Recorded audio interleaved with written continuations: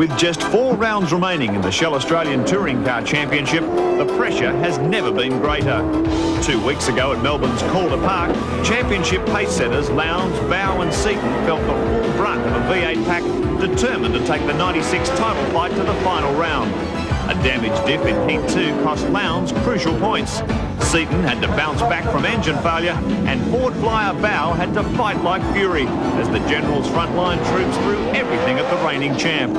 The biff and barge was highly contagious, but Shell Series rookie Russell Ingall proved largely immune, avoiding most of the mayhem to take his maiden V8 win.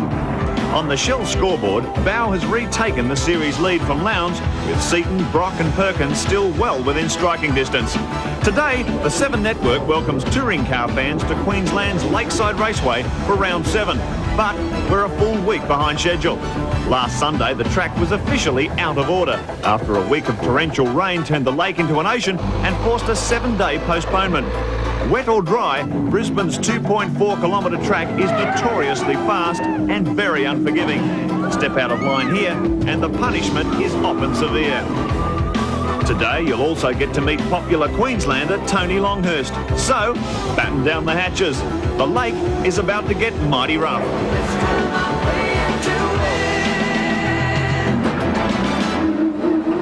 Yes, welcome to Lakeside. Thankfully, the water is back where it belongs. The track is high and dry, and on a glorious Queensland day, we are set for a thriller in the 7th round of the championship, and a terrific crowd pouring in here for the championship today as well, starved as they are of motorsport with the conditions they had here last week.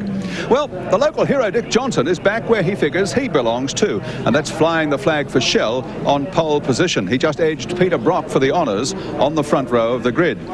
Hotshot Craig Lowndes and Glenn Seaton are right on their hammer, and they both out-qualified the narrow series leader, John Bow. But Mark Osler, they were all skinned by the top banana. They certainly did, Gary Wilkinson, and at 51 years of age, I'd say that's a top banana with a pretty long shelf life. Dick Johnson, I don't know what it is about Lakeside, but every time you come here, you really fire up. Well, I suppose it's the home crowd. You know, Bathurst does the same. You know, I've done a lot of racing here, and I've had a lot of good results here, and I just hope for another one today. Got Peter Brock alongside you, a very narrow track here at Lakeside. I guess the start's going to be critical? The start is probably the most important part of the whole race. You know, if I get in front, they're going to have a hell of a job getting around me, I tell you. Dick Johnson, best of luck. Gary Wilkinson, let's look at the grid. Dick Johnson, the pole man. Peter Brock alongside him on the front row. Then Craig Lowndes and Glenn Seaton share the second row. John Bow, series leader, qualified 5th alongside Wayne Gardner. Then Alan Jones in the pack leader Falcon with Larry Perkins in the Castrol car. Paul Romano and Mark Scaife are on row 5. Row 6, Russell Ingall, big winner at Calder, shares that with Mark Larkham.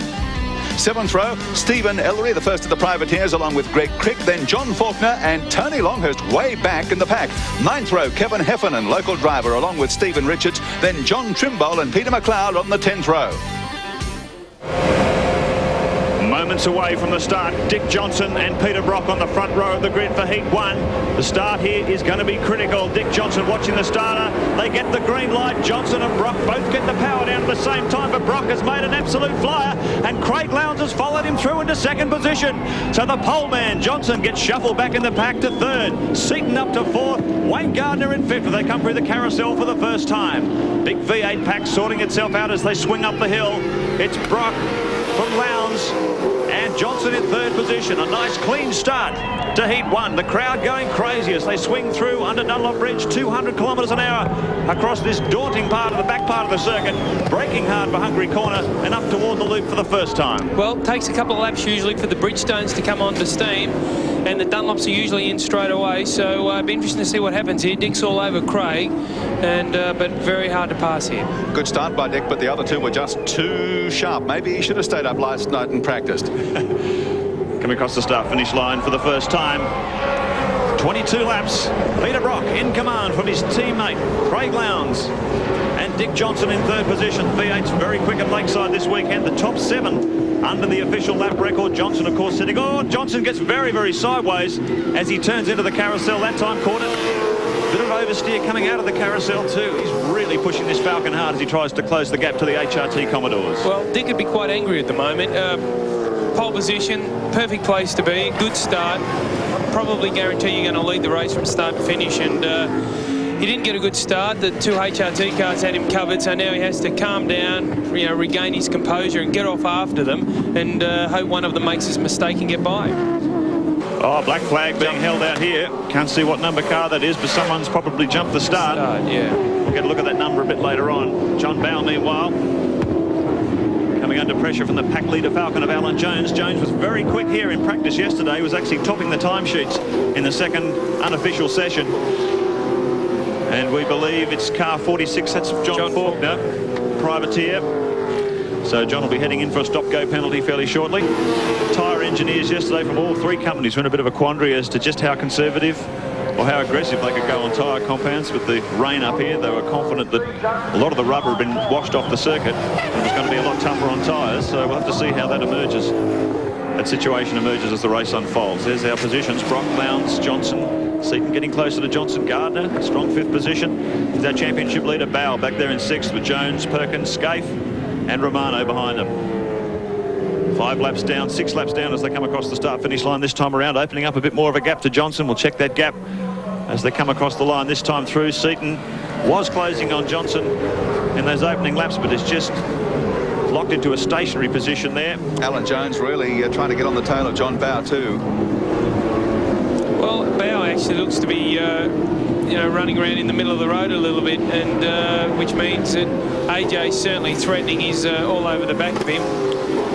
And they're not that far away from Gardner, who really, compared to the result they got up here last year, they had a lot of trouble with the car, and the car's doing really well. Wally Story and Neil Crompton came up later on in the year, did a bit of testing for a couple of days with shock absorbers and such, and this is a very, very difficult circuit. It's very rough. As you watch the cars run around, you see the front of them porpoising up and down, and it's a little unlike a lot of other circuits in Australia, so you really need to set your car up for Lakeside. As you can see, the front of the cars bouncing around there now.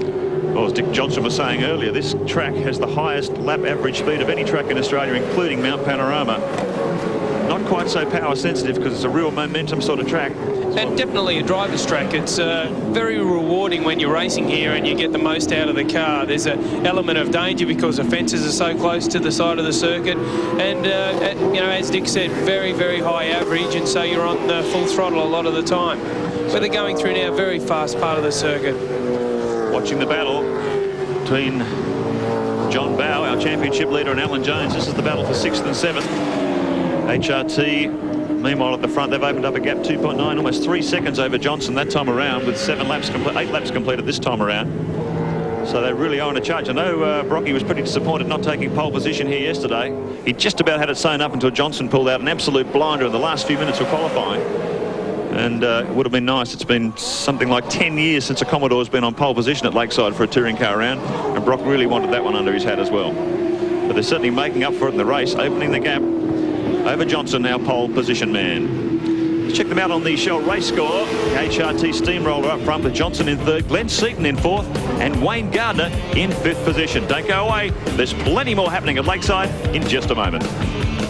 Racing team. It should be interesting to see what happens here if there's any team orders. Brock currently 4th in the championship on 140 points. Lowndes 2nd on 221, with a maximum of 240 points still available. Brock is still in with this championship with a heck of a shake. Well, you know, you see Dick Johnson just reaching down there, adjusting the brake bias on the car. He must have a little bit of a trouble with it. I'd say he's probably locking rears, and so he's just going onto the front a little bit to try and make the thing a bit more stable under brakes. Well, we've got Seaton here pulling up close to Johnson, and Dick, as I said, playing around with the brake bias there before. Maybe the car is just getting a bit lighter in fuel, but you watch the back of the car rolling around and sliding across the circuit. This is a very rough part of the circuit. That puff of smoke was probably where the front spoiler is hitting the ground down in there, and this morning in the warm-up it was hitting the ground that hard to pop the indicator out of it. So just give you an idea how hard these cars have to work. I don't think he'll be using the indicator anyway, will he? It won't worry him. No, I don't think it made too much difference to his speed. Well, that's interesting stuff. Glenn Seaton starting off 4th position on the grid. Jumped up behind Johnson early on, but he hasn't been able to make too much of an impression. The lap time's fairly stable, 52.49 and 52.45 that last time around for Seaton. It's been fairly constant at the top of the field. 5 seconds now, the gap From the Holden Racing Team cars to this pair, dicing for 3rd and 4th position. Seaton responsible for a great drive at Calder. As we go back to the leaders, Brock and Lowndes, the pressure continues to be maintained by the young gun. But Brock with a wealth of experience. It's going to depend as we run the top placings across the bottom of the screen for you. It's going to depend, as Brad Jones said, on whether there are any team orders which you'd expect there are likely to be, considering the championship positions. John Bowe in 6th position in this race, the narrow series leader by just 3 points over Craig Lowndes. So the finishing positions in this race all important as we head into the latter half of the series. 13 laps completed. Glenn Seaton currently running in 4th position, and don't forget, Glenn Seaton has some critical points to make up here too. Currently 3rd in the championship and well within striking distance. There's Stephen Ellery. Chelgrave Falcon getting into all sorts of trouble. If you just watch the back of Dick's car here, you can see it sort of rolls and then slides a little bit. So the tyres he has on the back of that car are quite hard. But you know, looking at Glenn's car from the outside, looks to be a little bit more stable. So I'd say he's holding Glenn up here, but you know, as I said, very hard place to pass. And you know, one of the reasons we think he's holding him up is because the whole field's banking up behind him. So this is quite a Congo line they've got going here, and it'll be interesting to see who can pass who. Yeah, well, it'll be a good effort by Gardner, and of course he's got John Bowe stuck right in behind him. Wayne Gardner, of course, was not scheduled to drive here at the Lakeside meeting. Neil Crompton was going to drive when the meeting was to be held last weekend. Wayne Gardner was in Japan, finished 3rd in the sports car endurance race there at Fuji, but with the postponement here, he stepped back into the car and is doing a good job. Yeah, well, I'm sure Crompton's at home not liking this very much, but they've cut the team back to 1 car, so Crompton's not here racing this weekend, and one of the reasons, besides money, is, I guess, to be a bit more focused on that particular car, and they're getting a good result so far this weekend.